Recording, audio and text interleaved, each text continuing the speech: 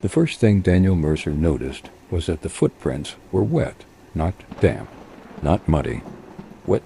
They began at the very back of the train, where the last passenger car ended in a narrow steel vestibule, and continued forward through the empty cars in a perfectly straight line. Each footprint was dark enough to shine beneath the weak yellow ceiling lights.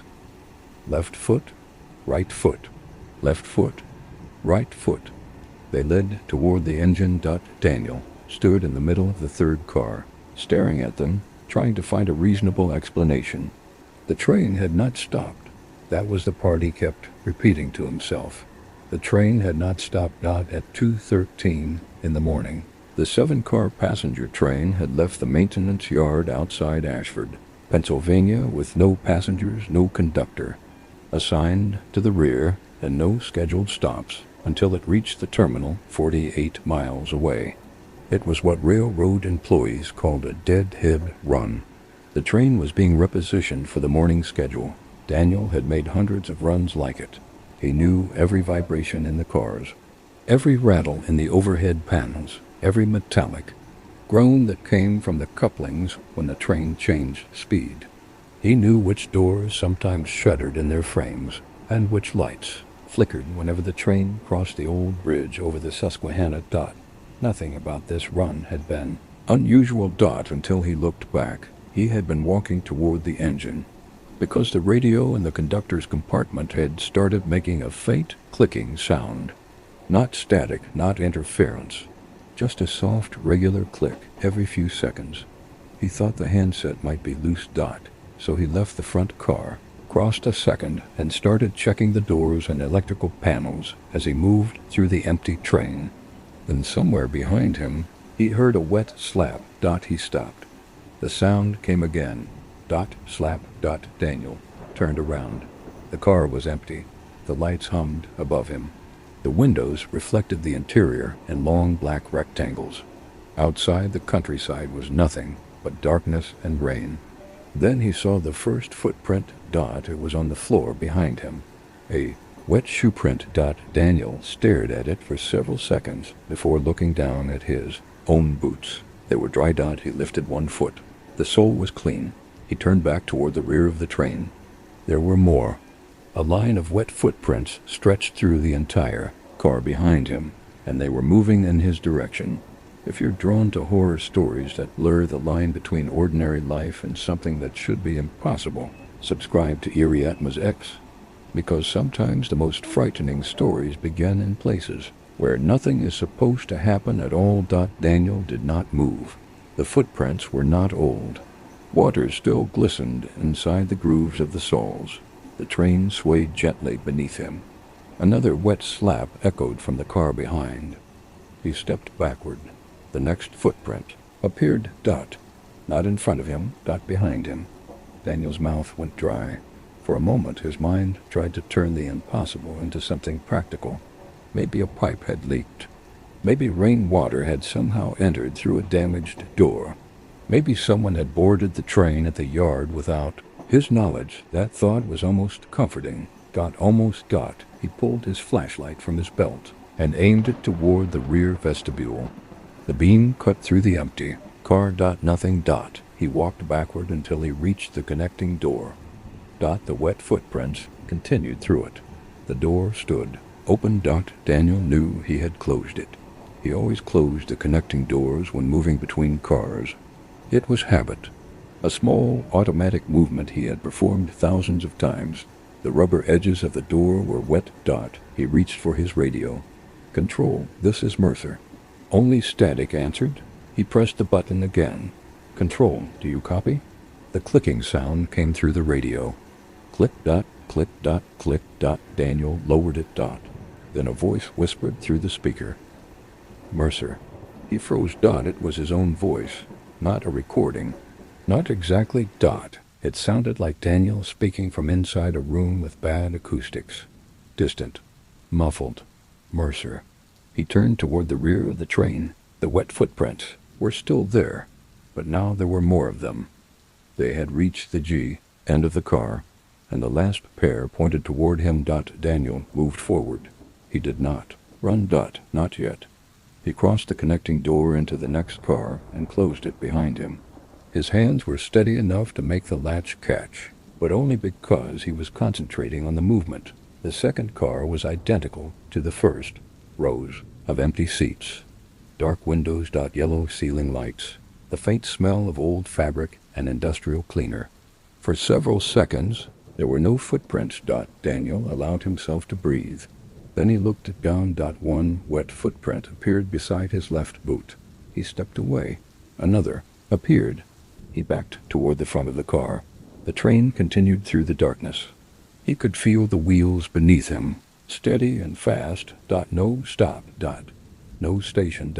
No reason for water to be inside the train. And no reason for the footprints to be following him.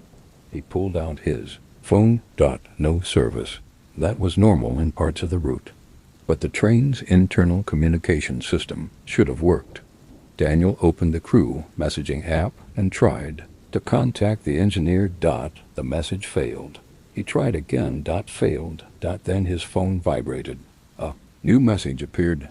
From Daniel Mercer. Text contained only 3 words. Don't go forward. Daniel stared at the screen. His first thought was that someone had somehow accessed his phone. His second thought was worse. He looked toward the front of the car. The next connecting door was closed. Beyond it was the third car. Beyond that, the conductor's compartment. Beyond that, the engine. He was less than a minute from reaching it. The train rocked. The lights flickered. For one brief second, every window in the car reflected a figure standing behind him. Daniel turned. There was nothing there. He remained completely still. His phone vibrated again. Another message. From Daniel Mercer. This is the last car. Daniel's breathing stopped. He looked through the window in the connecting door. The car ahead was visible. Empty. The lights were on. The floor was dry. He looked behind him. The wet footprints continued across the floor, but they no longer ended at his feet. They continued forward, toward the door. Daniel took one step back. The radio clicked. Mercer. This time, the voice was not his. It sounded like a woman. Old. Weak. Almost too quiet to understand. Daniel raised the radio to his ear. Who is this? Silence. Then the woman answered. Don't let it reach the front. Daniel stared at the connecting door. What? The radio hissed. Don't let it reach the front. He looked down at the wet footprints. The newest one appeared near the door behind him. The water spread slowly across the floor. Daniel's hand tightened around the radio. Who are you? There was a long pause. Then the woman said, You already asked me that. The radio went dead. Daniel stood alone in the moving train. For the first time that night, he considered stopping it. The emergency brake was located in the front car. The manual brake system could be activated from the conductor's compartment, but to reach it, he had to keep moving forward. And now the voice on the radio had told him not to. He looked at the connecting door. The train continued through the night. The rain had become heavier. Water streamed across the windows, turning the outside world into a moving blur of black trees and distant lights. Daniel had worked the railroad for 11 years. He had seen people panic during mechanical failures. He had seen passengers faint, collapse, fight, run, and scream. He had learned something important about fear. Fear did not always make people move. Sometimes it made them stand perfectly still while their minds searched desperately for a version of reality they could survive. Daniel was doing that now. He told himself the footprints were a prank. Someone from the yard had boarded the train. Someone had hidden in one of the cars. Someone was watching him. That explanation was terrible, but it was still human. He walked toward the connecting door. The footprints did not move. He reached for the handle. Before his fingers touched it, the door opened. Not slowly. It slid aside with a violent metallic snap. Daniel stumbled backward. The car ahead was empty. The lights were on. No one stood there. He aimed his flashlight through the doorway. Nothing. Then the door behind him slammed shut. Daniel spun around. The footprints in the car he had just left were gone. He stared at the floor. Dry. Completely dry. His phone vibrated. He looked at the screen. A new message from Daniel Mercer. "No, you're in the last car." He slowly turned toward the front. The next car looked exactly the same. Rows of empty seats, yellow lights. Ring black windows. He walked through the connecting door. The moment he entered, the door behind him closed. Daniel looked down. A wet footprint appeared on the floor. Then another. Then another. They began behind him and moved toward him. He ran. The first time he ran, he made it through 2 cars before stopping. His boots struck the floor with heavy, echoing impacts. The train seemed to stretch around him. Every connecting door looked the same. Every car looked the same. Every row of empty seats seemed to repeat forever. He reached the conductor's compartment and pulled the door open. The room was empty. The radio was sitting on the desk. Its red indicator light was blinking. Daniel stepped inside and shut the door. The train's controls were not there. This was only the conductor's compartment, a small room with a desk, a seat, a storage cabinet, and a narrow window facing the front. The engineer's cab was beyond another locked door. Daniel grabbed the phone mounted beside the desk. He dialed the emergency control center. The line rang. Once, twice, 3 times. Someone answered. "Operations." Daniel exhaled. "Thank God. This is Conductor Mercer on train 814. The person on the other end was silent. Daniel frowned. "Operations, do you copy?" A voice replied. "Where are you?" "In the conductor's compartment." Another pause. "Which train?" 8-1-4. The person on the line breathed slowly. "Mercer, train 814 isn't running tonight." Daniel stared at the phone. "Yes, it is." "No, I am on it." The line went silent. Daniel looked through the narrow window toward the front. The train continued moving. The tracks were visible in the beam of the headlights. Rain. Steel. Blackness.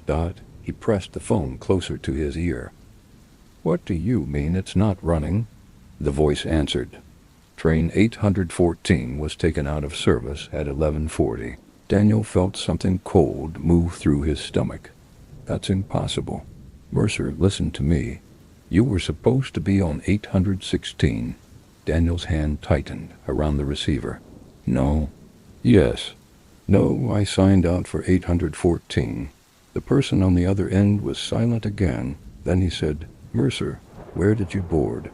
Daniel looked toward the rear of the train. The answer came to him before he spoke. "Ashford Yard." The voice on the phone changed.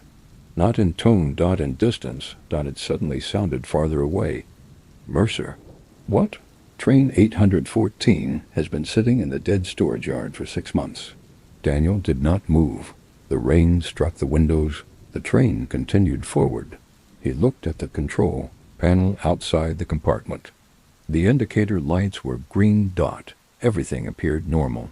The phone receiver slipped slightly in his hand. "I'm looking at the train right now." "No, you're not." Daniel said nothing. The man continued. "Mercer, listen carefully. Do not open any more doors." Daniel stared at the compartment door.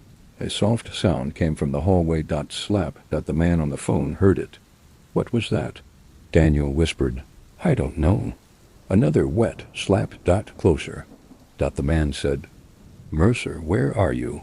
"In the conductor's compartment." "Lock the door." Daniel turned the lock. The door clicked. The phone line crackled. "Is there anyone else with you?" "No." "Are you sure?" Daniel looked at the floor. Water began to appear beneath the door. A thin, dark line spread across the threshold. Daniel stopped breathing. The man on the phone said, "Mercer?" Daniel held the receiver against his ear. "I'm here." "What's happening?" Daniel stared at the water. "It's inside." "What is?" He did not answer. The line crackled again. Then the voice on the phone said, "Mercer, you need to get off the train." Daniel looked toward the front window. The train was moving. "We're in motion. You need to stop it." The emergency brake is in the engine cab. Then get there. Daniel looked at the water beneath the door. The line had spread across the floor. A second wet footprint appeared inside the compartment. Daniel whispered, "You just told me not to open any more doors." The person on the phone did not answer. Daniel waited. "Operations?" The voice came back, but it was no longer the same voice. Mercer. Daniel closed his eyes. The voice was his own. He dropped the phone. The receiver swung from its cord. His own voice whispered from the speaker, "Don't go forward." Daniel backed away from the door. The water continued spreading. He looked at the small window in the rear of the compartment. The glass was fogging. Not from the outside, from inside. A dark shape began to form on the other side. Daniel stepped back. The shape looked like a person standing in the hallway. A person facing away from him. The shoulders were narrow. The head was lowered. Water dripped from the figure onto the floor. Daniel's hand went to the door lock. He had one choice. Stay inside the compartment and wait for whatever was outside to enter.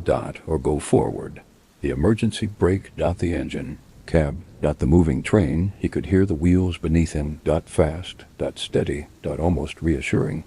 Daniel took a breath. Then he unlocked the door. The figure outside disappeared. The hallway was empty. The water was gone. Daniel stood in the doorway. For several seconds, nothing happened. Then he stepped out. The corridor was dry. He looked back into the compartment. Dry. No water. No footprints. The radio sat on the desk. Its red light was no longer blinking. Daniel moved forward. He passed through the next car. Then the next. Nothing. The train seemed normal again. He reached the final connecting door before the engine.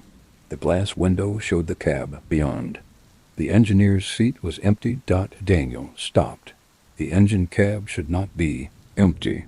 He pressed his hand against the door. The metal was cold. A sound came from inside. Someone breathing.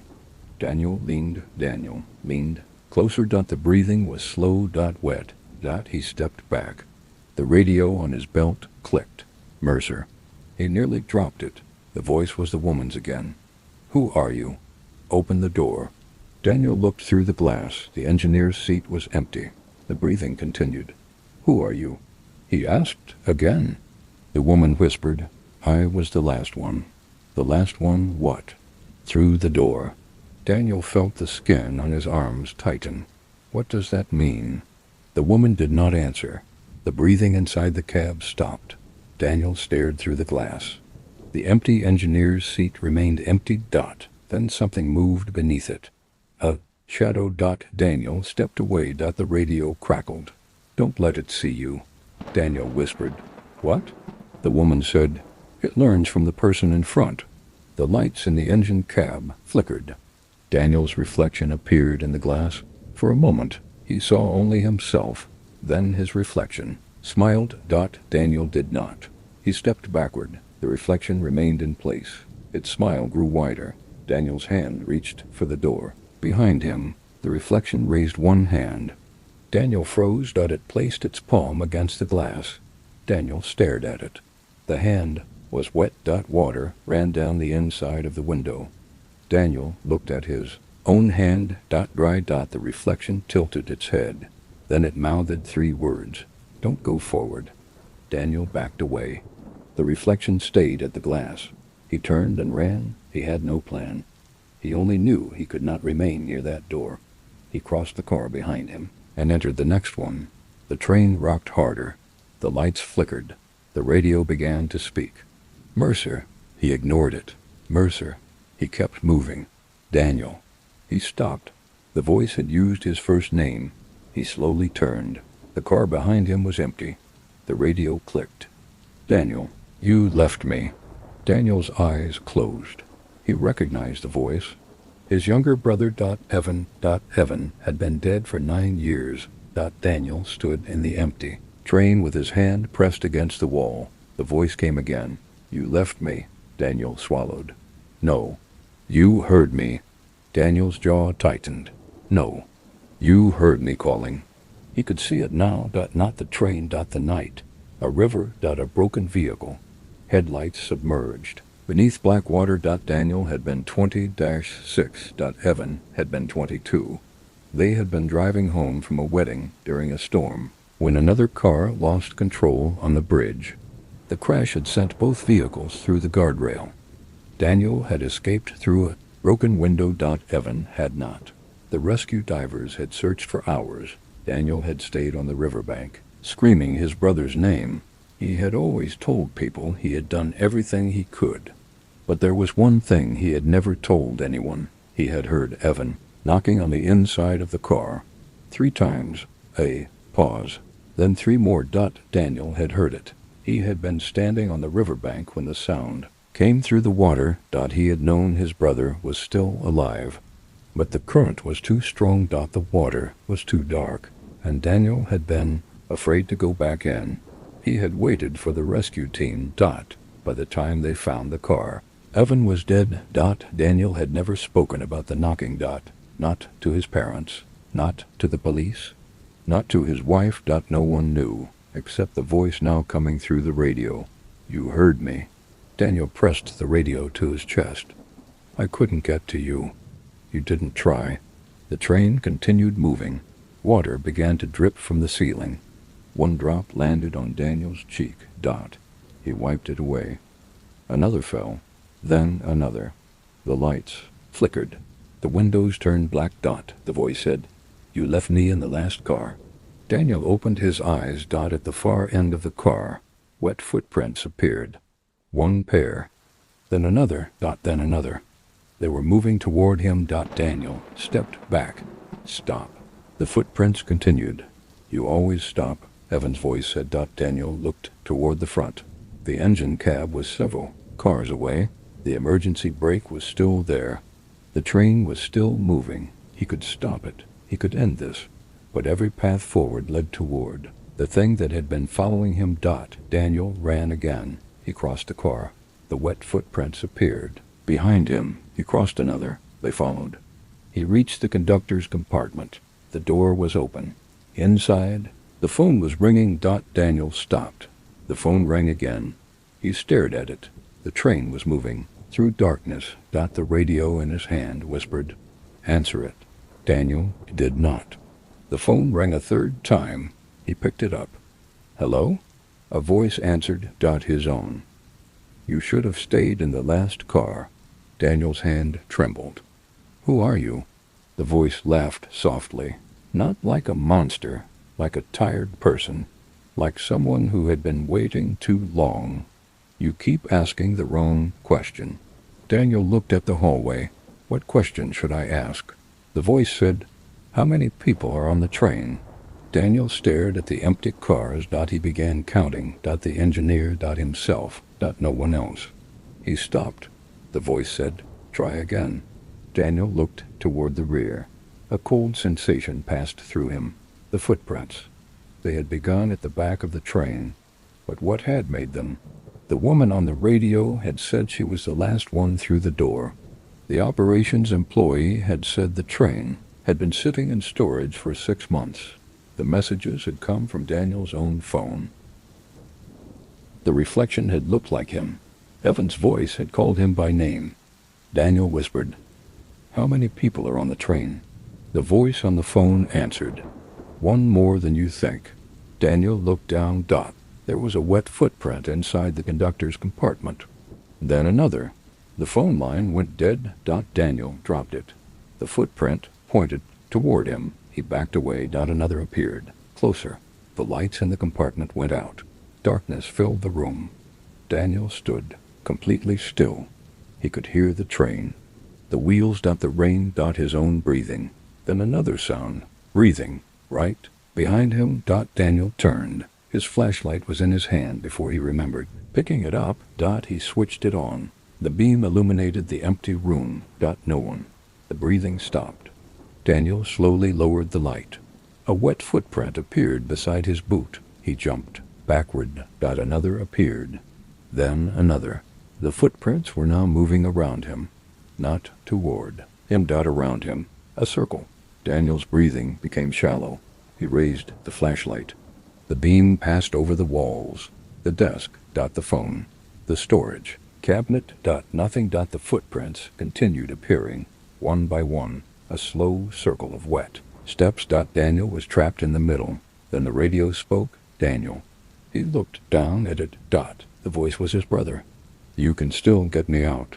Daniel closed his eyes. The train rocked. The circle of footprints continued. Where are you? Behind the door.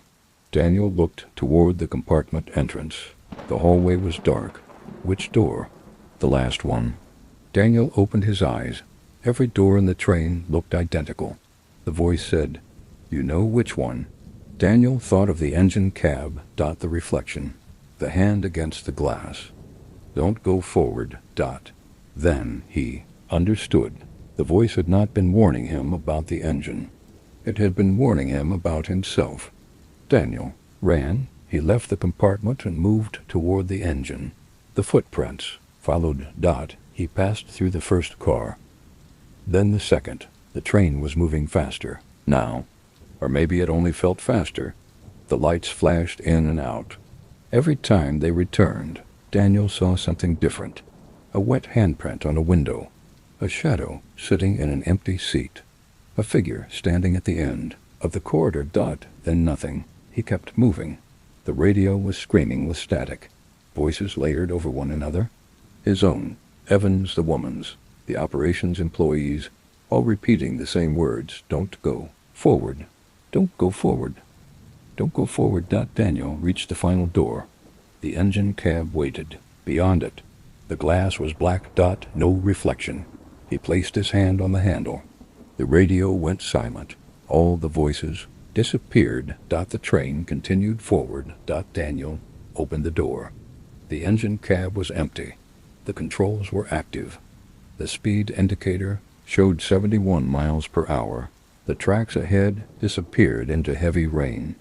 Daniel stepped inside. The door closed behind him. For a moment, he felt relief. It was almost overwhelming. The cab was warm. Dry. Familiar. The controls were exactly where they should be. He could stop the train. He reached for the emergency brake. Then he noticed the second seat. Someone was sitting in it. Daniel froze. The person was facing the windshield. Water dripped from their clothes onto the floor. Daniel could not see the face. The figure slowly turned. Daniel stepped backward. The face was his own. Not a reflection. Himself. The other Daniel looked older. His hair was wet and plastered against his forehead. His skin was pale. His eyes were open. He stared at Daniel with an expression of exhausted disappointment. Then he said, You took too long. Daniel could not speak. The other Daniel looked toward the tracks. It's almost here. What is? The other Daniel turned toward him. The part where you decide. Daniel looked at the emergency brake. What happens if I stop the train? The other Daniel smiled. You get off, and if I don't, you reach the end. Daniel looked at the windshield. The tracks ahead were almost invisible through the rain. What happens at the end? The other Daniel said, You already know. Daniel stared at him. The other Daniel's clothes continued dripping water. Who are you? The figure looked down at his own hands, then back at Daniel. You. Daniel shook his head. No. The other Daniel smiled again. That's what you said the first time. Daniel heard a sound behind him. The door to the passenger cars. 3 knocks, a pause, 3 more. Daniel stopped, breathing. The same sound. The sound he had heard 9 years ago beneath the river. 3 knocks. A pause. 3 more. The other Daniel looked at the door. He's still waiting. Daniel's eyes filled with tears before he could stop them. Evan? The other Daniel did not answer. The knocking came again. 3. Pause. 3. Daniel looked at the emergency brake. The train was moving through the storm. The other Daniel said, You can stop it. Daniel's hand hovered above the lever. Then what? You open the door. Daniel stared at the rear door. The knocking continued. 3. Pause. 3. Double quotes. What if I don't? The other Daniel looked at him. Then you keep going. Where? The figure turned back toward the windshield. Until you find another last car. Daniel looked at the speed indicator. 71 miles per hour. The tracks ahead curved toward a bridge. He knew the bridge, the old Susquehanna crossing. The same river. The same black water. The same place where Evan had died. Daniel grabbed the emergency brake. The other Daniel said, "Don't." Daniel looked at him. Why? The figure's face changed. For one moment, it looked like Evan. Then the woman. Then Daniel himself. Then something Daniel could not recognize. Because if you stop, it said, you have to choose. Daniel pulled the lever. The train screamed. Metal shrieked beneath the wheels. The entire engine shook violently. The other figure vanished. The lights exploded into darkness. Daniel was thrown against the control panel. The train began to slow. Behind him. Every door in the train opened at once. A long metallic series of clicks traveled through the cars. One after another. The train slowed. The rain hammered the windshield. The bridge approached. Daniel held onto the controls. The train stopped. Not on the bridge. At the edge of it. The headlights illuminated the first section of track. Beyond. That was the river. Black. Wide. Moving beneath the rain. Daniel was alone in the cab. The other seat was empty. The rear door was open. Cold air moved through the train. Then he heard footsteps. Wet footsteps. Coming from the last car. Daniel stood beside the controls. The footprints moved forward. Car by car. He could hear them. Slap. Step. Slap. Step. Slowly approaching. Daniel looked at the cab door. He could open it and jump down onto the tracks. The train had stopped. He could run, but the tracks were surrounded by darkness. The bridge was behind him. The river was below. And the only way to the nearest road was through the woods. The footsteps came closer. Daniel thought about leaving. Then he heard the knocking. 3. Pause. 3. It came from the door behind him. Daniel closed his eyes. For 9 years, he had told himself he had not abandoned Evan. He had told himself the river had been too dangerous. He had told himself he had been young. He had told himself that hearing the knocking had been impossible. But somewhere inside him, the truth had remained. He had heard it, and he had waited. The footsteps stopped outside the cab. Daniel opened his eyes. The door was closed. Water began to run beneath it. He reached for the handle. The radio clicked. The woman's voice whispered, "Don't open it." Daniel stopped. Why? Because you know what happens. What happens? The woman said, "You see yourself." Daniel looked at the door. "Who are you?"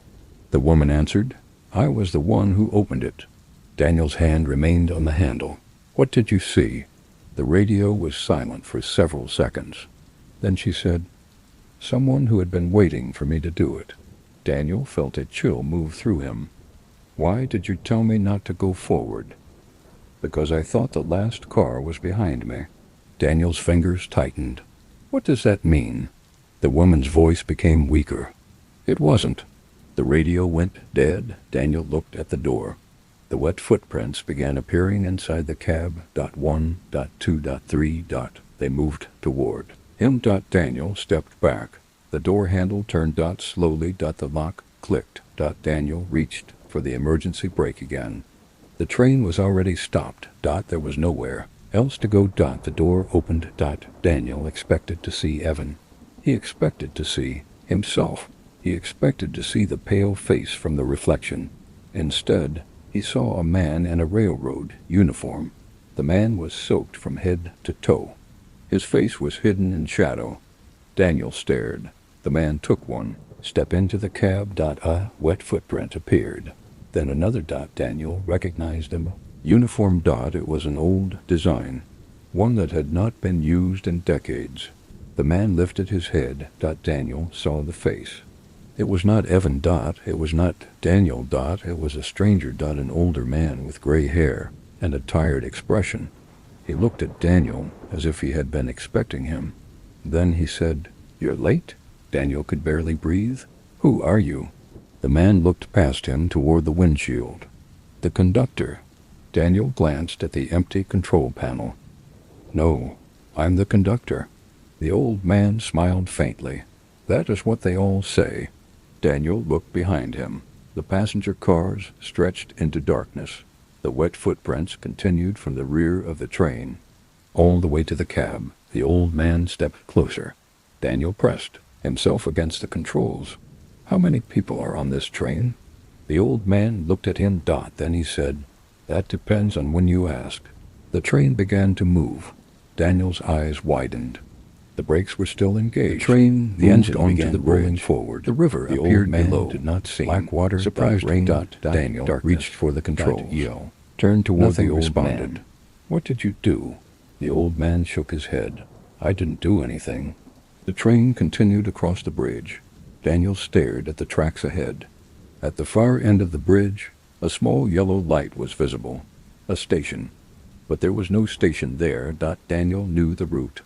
There had never been a station.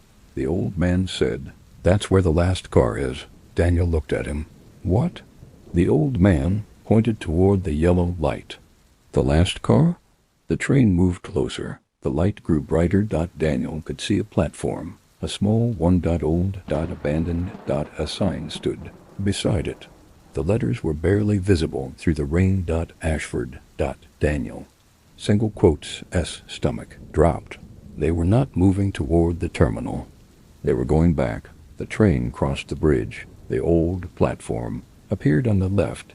There was someone standing there. A young man. Soaked. Standing alone beneath the yellow light. Daniel recognized him immediately. Evan. Daniel's knees nearly gave out. The train continued past the platform. Evan turned his head. His eyes met Daniel's through the windshield. Daniel pressed his hand against the glass. "Evan." The young man did not move. The train passed him. The platform disappeared into darkness. Daniel turned around. The old conductor was gone. The cab was empty. The train continued forward. Daniel looked at the controls. The speed indicator showed 0, but the train was moving. The windshield showed darkness. The radio clicked. "Daniel." He picked it up. Evan's voice. "Why didn't you come back?" Daniel closed his eyes. "I was afraid." The radio was silent. Then Evan said, "I know." Daniel opened his eyes. The train was slowing. Ahead, another platform appeared.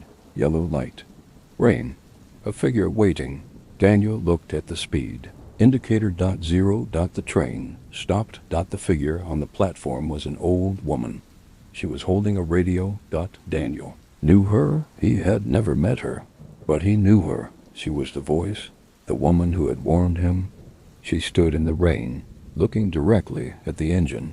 Then she lifted the radio. Daniel's radio clicked. She said, "You can get off now." Daniel looked toward the cab door. The train had stopped. The platform was only a few feet away. He could leave. The woman waited. Daniel opened the door. Cold rain entered the cab. He stepped down onto the platform. The woman stood several yards away. She looked exactly as he had. Imagined her. Older. Tired. Soaked. Double quotes. "What is this place?" Daniel asked. She looked toward the train. "The place where it stops." Daniel turned. The train was empty. Every door was open. Every car was dark. "How do I get home?" The woman looked at him. "You already did." Daniel stared. "What?" She pointed behind him. Daniel turned. The platform was gone. The rain was gone. The train was gone. He was standing in the Ashford maintenance yard. Dawn was breaking. The tracks were empty. Daniel stood beside an old storage line. His uniform was dry. His phone was in his pocket. The screen showed 4:52 in the morning. He remembered the train leaving at 2:13. He remembered the footprints, the cars, the bridge, the old conductor. Evan.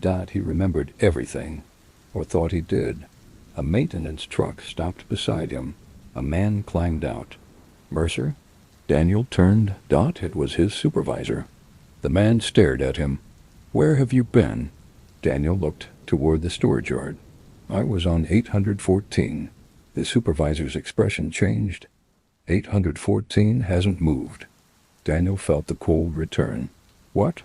It's been sitting there all night. Daniel looked toward the train. The old 7-car passenger train stood on the storage. Track. Dark. Silent. Covered in rain. The supervisor continued. We found your truck at the yard around 2 this morning.